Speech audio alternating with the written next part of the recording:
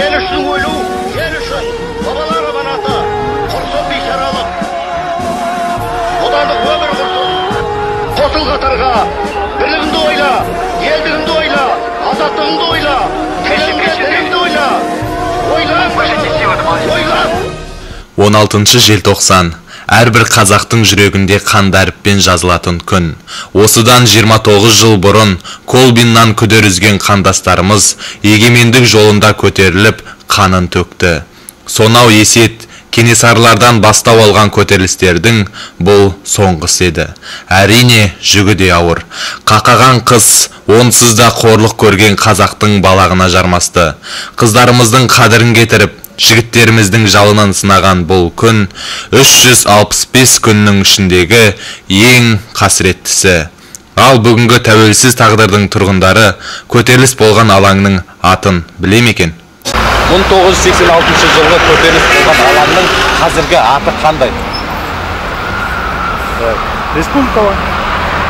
Сол көтерілістерден кімдерді таңисыз? Қайрат Рысқұлбеков, Салтанат.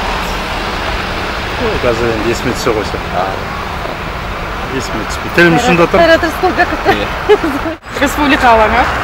1986 жылы 17-18 желтоқсан аралығында болған. Ол жақта болған Қайрат Рысқұлбеков, Мұхтар Шаханов.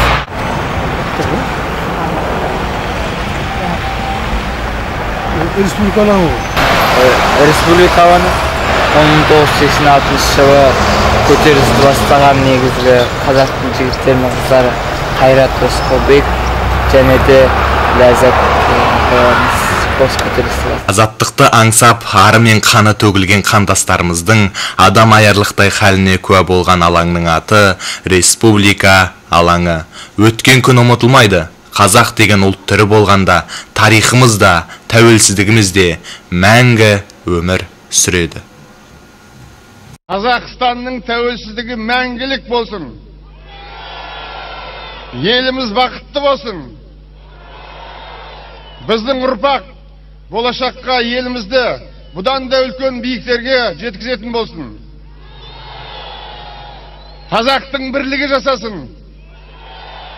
Еліміздің аман саулығы жасасын. Болашақ бақытымыз мол болсын. Мереке құтты болсын.